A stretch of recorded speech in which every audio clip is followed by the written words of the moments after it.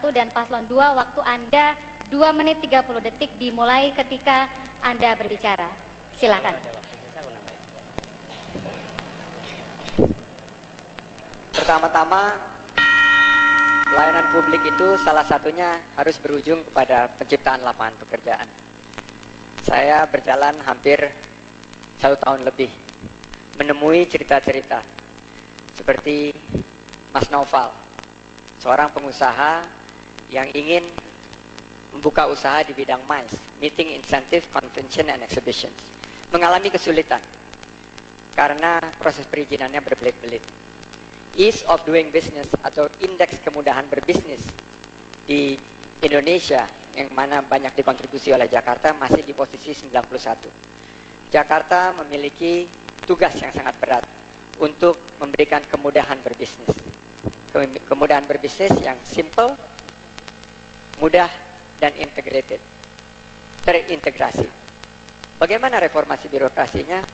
Yaitu reformasi birokrasi yang ramah, yang efisien, dan transparan.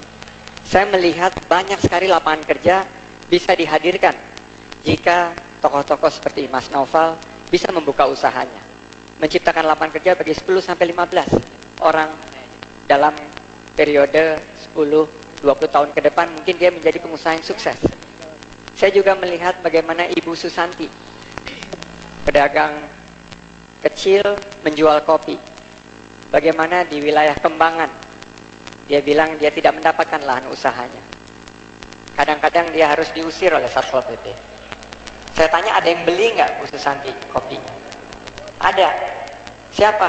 Kadang-kadang Satpol PP juga yang beli kalau lagi istirahat. Berarti di sini ada suatu PR yang sangat besar bagi kita menjawab tantangan dari Pak Jokowi untuk memastikan Indonesia masuk ke peringkat 40 besar ease of doing business. Saya yakin di bawah kepemimpinan kami, Anies Sandi, kami akan hadirkan ease of doing business masuk peringkat 40 di tahun ketiga kami dalam memberikan sebuah pelayanan untuk menciptakan lapangan kerja. Sudah saatnya pemerintah, provinsi, pemimpinnya care, peduli terhadap penciptaan lapangan kerja yang dibutuhkan oleh warga Jakarta. Terima kasih. Demikian tanggapan Paslon 3. Terima kasih semangatnya, kita tenang kembali. Kita lanjutkan dan kini kesempatan bagi Paslon 1 untuk menanggapi jawaban Paslon 2 dan 3 dalam waktu yang sama 2 menit 30 detik dimulai ketika Anda berbicara. Silakan.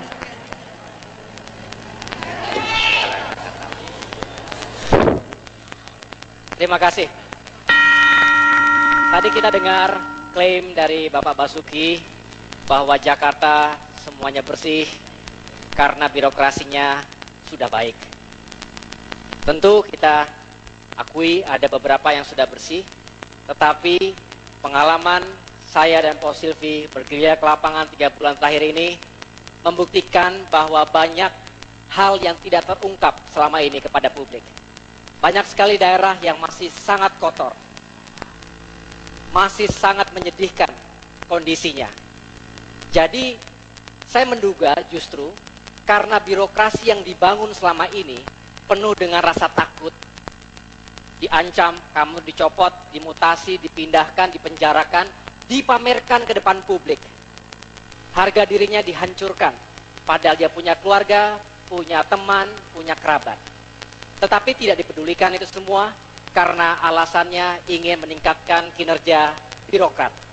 Bagi saya itu bukanlah sesuatu yang konstruktif. Justru sebaliknya. Itu pula yang menurut saya menjelaskan mengapa raportnya merah. Angka atau ranking kinerja aparatur sipil negara di DKI Jakarta nomor 16 dari 34 provinsi di bawah NTT. Mengapa? Padahal anggarannya begitu besar. Mengapa? Padahal segalanya ada di Jakarta. Menurut saya ini ada kaitannya bahwa kepemimpinan dan manajemen yang selalu dilakukan dengan cara-cara tidak saja impulsif tetapi juga represif, maka hanya akan mematikan kreativitas. Dan celakanya, kalau anak buah kita, birokrat di bawah kita, serba takut, maka dia akan sangat mudah memberikan laporan-laporan yang bersifat ABS, asal Bapak suka. Ini bahaya. Ini pula mungkin yang tidak dilaporkan selama ini. Kalau ada yang masih rusak, masih kotor, tidak akan dilaporkan. Karena pasti takut. Bukannya diberikan arahan untuk bagaimana menyelesaikan masalah itu, dia takut akan dipecat. Oleh karena itu lebih baik tidak dilaporkan. Ini yang terjadi. Dan inilah masukan-masukan dari masyarakat langsung yang kami temui di lapangan. Jika kita punya waktu ke lapangan, tentu kita akan merasakan apa yang dirasakan masyarakat. Terima kasih. Demikian tanggapan dari paslon 1.